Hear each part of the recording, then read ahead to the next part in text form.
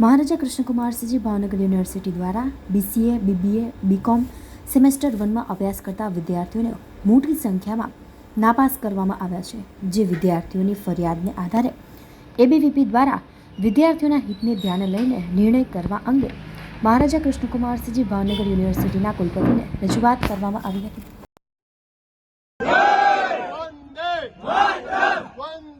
માતરમ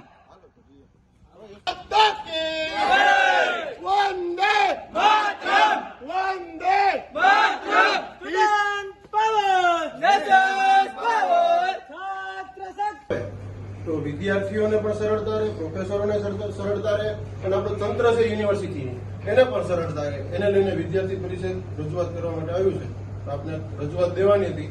અમારી સાથે BBA, BCom અને BCA ત્રણેયના વિદ્યાર્થીઓ છે સાથે. જો અત્યારે છે ને આપણે વિદ્યાર્થીઓના હિતમાં નિર્ણય